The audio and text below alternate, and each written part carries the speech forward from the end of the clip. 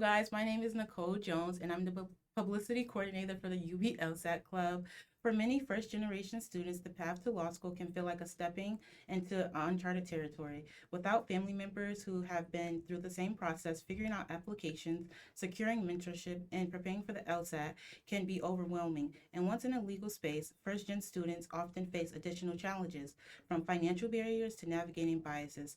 Today, I'm sitting with Tina and the event coordinator for the Outside Club. And Azure Bowling, the historian for the LSAT Club. guys, let's get into some questions. As a first generation student, what has been the biggest challenge in navigating law school applications?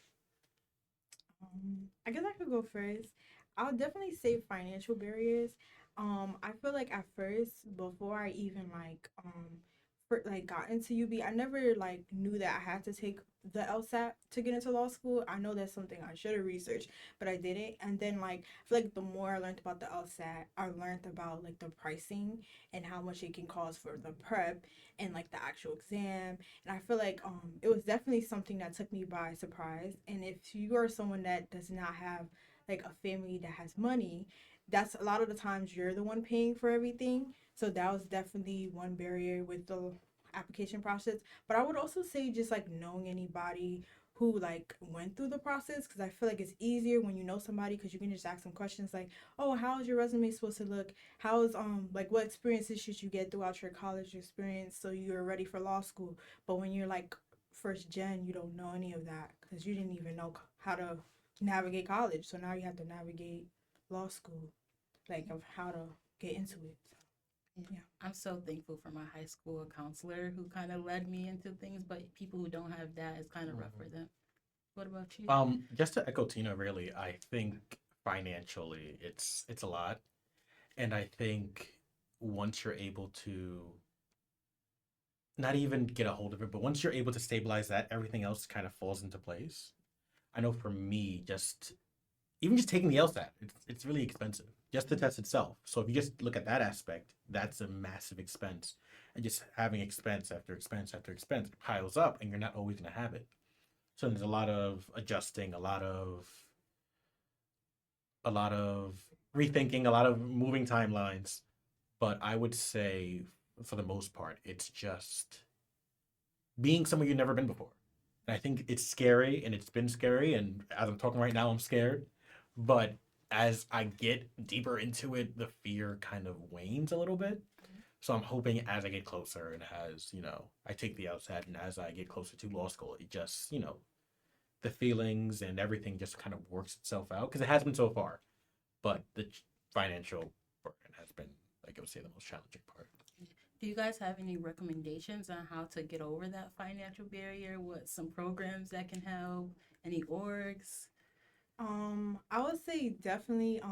For me with C Step, they have the Kaplan Scholarship where you can like basically like get a class paid for. And for me, I thought it was very helpful because I was able to like take a class every weekend and learn about the LSAT and learn different tips and tricks.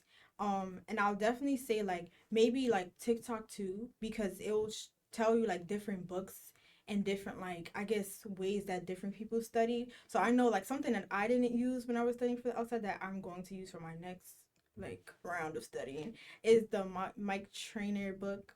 Oh yeah. I forgot what it's called on the top of my head. The LSAT But trainer? yes, LSAT Trainer. It's really like I feel like if you're gonna self study, it's a really great tool, and I heard like a lot of great things about it. And TikTok is actually where I've like watched videos and people said like it helped me do this, and that. So I definitely think like those two resources can be very helpful. To piggyback off Tina, I also am using currently the LSAT trainer to study, and it's been incredible so far. I think I highly recommend it. The book was only $50, and that's something you could finagle from a family member. Hey, give me some money to study. Some stuff is running up like 1K, so 50 bucks. Exactly. So I'm like $50 is nothing. Yeah. Just don't get Uber Eats. Yeah, exactly. You're gonna have to cook that dinner. 1 mil in the comments. That's it. There you go. Okay, But so it's been genuinely, incredible. And I would say another cost cutting measure I would say for me that I've done is that, you know, and this is not everyone has this, but I have a great support system. So I have, people I can go to and say, listen, this is for school. I really need this. You have to have really good convincing skills. But sometimes, people, if they know it's for something that's going to benefit you in the long run, there's a higher chance that they're more willing to help.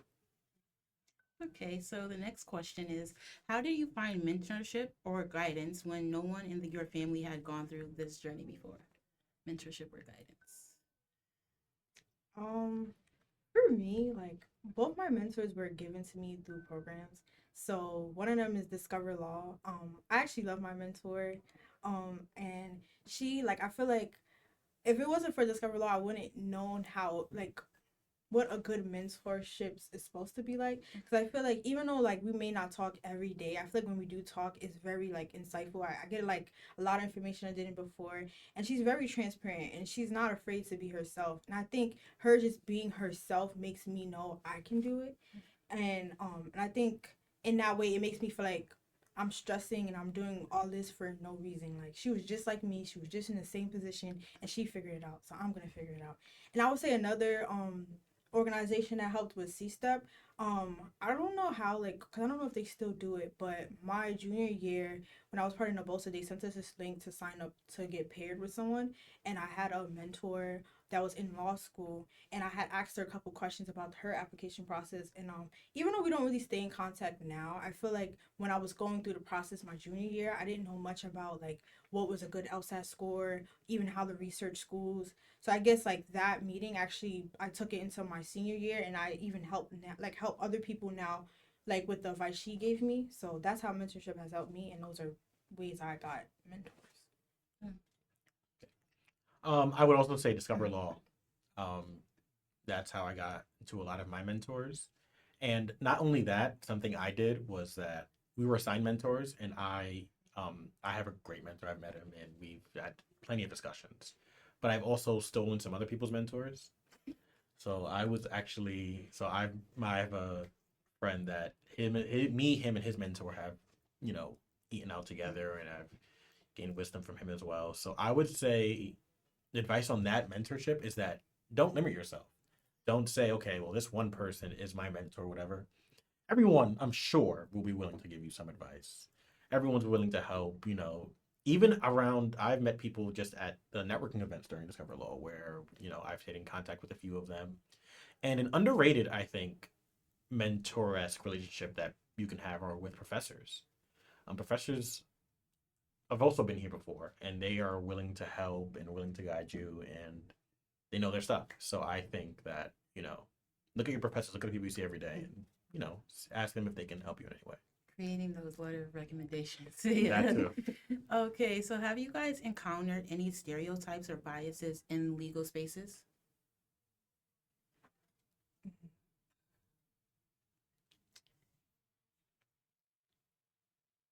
I feel like I guess like it wasn't like my personal experience, but I do know like I've heard from other people that told me like at first that I was going to like maybe come about some struggles because like I have locks that are colored. I have a lot of piercings. So I guess like for me like I heard that like you're supposed to have this certain image um and like beforehand. So when I was like kind of like first learning more about like my field, I was like kind of like afraid because I was just like I know like me, I'm gonna want to look the way I look regardless. But I feel like the legal field has definitely like gotten better because I feel like there's a lot of people now like I see them have locks in the courtroom, so I'm not too worried about it. Even like I feel like because I didn't have locks my freshman year, I got in locks my sophomore year, and then now junior year. So at first I didn't want to get locks because of my career, which is crazy. So like for a long time I actually did want locks. So I guess like the stereotypes of like what you should look like in the legal field is what kind of impacted me. But I would say like it's not really a big thing now. Like I like that it's kind of changing. I feel like before a lot of people felt like they had to straighten their hair or they have to wear wigs, but I'm seeing that people are just being themselves now. Like there's even sometimes people with pink hair in the courtroom, like I saw it. So honestly, I don't know if that's an issue anymore. Yeah, I know last time me and Justin talked about how like there was a lot of fear mongering when it comes to people who don't like look like the stereotypical lawyer. There's like, oh, you shouldn't go because they don't allow women to be lawyers. They don't allow this, they don't allow that. So a lot of it is other people's projection of fears onto you. Mhm. I feel like that is something that should be talked about more as well. Yeah, I would agree. I would say that the stereotypes, I haven't really encountered specific stereotypes, but I would say that being a black man in America is a walking stereotype. There's already people assume they know you before you even open your mouth. So I would say that just being yourself, like just being myself and just being who you are, will get you through this. There is no, I would say, like personality type to fit like being a lawyer. Like you can be a quiet person and be an attorney. You can be a loud person and be an attorney. You can be obnoxious. You can be kind. It doesn't matter as long as you are dedicated to what you want to do. So I don't think looks should, or what how you decide to wear your hair or the color of your skin should determine any of that, because if you're gonna work hard and you're gonna put yourself through it, then you're gonna be fine. So how do you guys think being a part of unrepresented communities affect your law journey? I feel like it's because the percentage is so low. Like being a woman in the legal field is only 2% of lawyers that are black women. So just like knowing that, like knowing you're going into a field where you're not gonna see a lot of people like you can like just affect you in general. You can get imposter syndrome all over again. Um and I already know, like, especially because UB, we all go to PWI, so I feel like I already experienced it my freshman year. So now I kind of already know I have to now mentally prepare myself once I get into law school, because depending on what law school I go to, that might be the case. Or even like just when if I go end up going to a law school that's a HBCU, I may go into the legal field and now I'm balancing it again. So I feel like just that, and also just I feel like overall, even if you're not a woman, like just being black, in the legal field, like I think it's like 5% for like lawyers that are black. So it's just the representation, I'll say. Mm. I would also agree with just, we're starting this journey with the odds stacked against us. We're already starting, 50 steps back than someone who doesn't look like us. So I would say just something that, being underrepresented, being in, just being black and going about this journey, it's it's scary and it's also comforting at the same time. Because it's scary because you don't know how this is going to turn out. You don't know, you don't want to let anyone down. But it's exciting because you're able to say that you're, black, or you're a black woman and you're doing this difficult task where the numbers of odds are stacked against you. The numbers are not on your side, and you're able to get this far. I also think, on a different side of it, the underrepresented aspect is that because we are underrepresented, no one I know in my family has gotten this far. So you start to feel this weight on you sometimes where it's like, it's me, but it's not just me. It's everyone who came before me. It's my entire family, banking on the fact that I'm going to do this. So there's times when I'm like, not only am I just doing this test or doing this, I'm filling out this application, but it's like I'm filling out this application for my parents, for my grandparents, for my ancestors that, would have never gotten this close. So I feel like that's something that you don't hear a lot about, that you are not just doing this for yourself. Yes, you're the one putting in the work, you're the one with the accomplishments, but you're also doing this for the people who came before you, who set you up to be in this position. Yeah, that is something that needs to be talked about. I feel like I have to tell myself, like, every step I make, because my family haven't made it this far, every step I make is like an accomplishment, because Mhm. nobody made it this far where I am now. So every step is an accomplishment. So no matter if I don't do what I say I'm going to do, or I end up going on another path, like, don't be discouraged, because every step I make is an accomplishment, because I made it past what people, society expected me to be. Mhm. Like, I made it past the threshold already. So I just can only go up. Absolutely. So like, how do you guys feel Buffalo specifically has affected your journey in law? Um, I feel like I feel like Buffalo has a lot of like people in the legal field than I expected. I guess like figuring back on like Discover Law, like at first I didn't know how much like I guess attorneys or like law like representatives that they have at UB. I know we have a law school, but I guess like participating in that program showed me that it really doesn't matter where you go to study law because there's gonna be people in that area. So I don't know. It haven't really affected me in a bad way. I feel like Buffalo isn't a bad place if I decide to stay to like live here and practice law because I feel like there's a lot of opportunities you can definitely get here. So Yeah, to pick off that, I would say Buffalo is a big, small city. So there's a lot of networking connections that, let's say, because I'm from New York City, that you won't get there because the city's so big. There's so many of you. There's like 50 people vying for one spot. Well, here in Buffalo, maybe 10, 5 people vying for that one spot. So I think the connections have really helped here. And I think they help more here than they would have in another place. And also that, you know, you kind of can get, I feel like for me, especially in Buffalo, that you kind of can get comfortable, which I think also has a downside to it because when you're comfortable, at least for me, when I'm comfortable, I tend to want to stay comfortable and I don't want to push myself further. So, with that aspect of it, Buffalo's like a city where you can get comfortable and you start realizing, there's a lot of repetition. So you start to get comfortable, you start to realize you know everything, but then if something were to happen, now you're kind of, shaken up and trying to figure it out at the last second. So I think that, Buffalo has made me comfortable. And while I love that feeling, I want to stay there. I think that there's also times and important times where I have to make myself uncomfortable.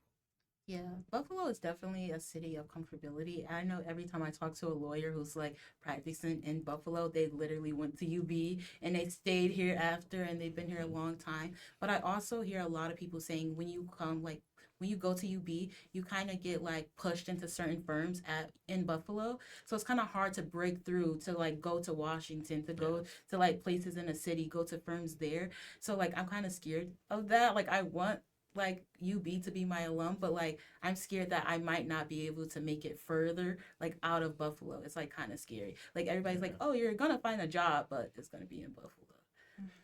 So like coming from a school that provides like a limited amount of resources, except for pre-law specifically, like how do you guys go about like finding those resources that we do have, or do you recommend any resources? I would definitely say just joining organizations. I feel like Instagram is a great tool. Like you'll find different like pre-law clubs on campus, and it can like those clubs can then offer opportunities that you didn't know about. And also like I know Azor had talked about like professors.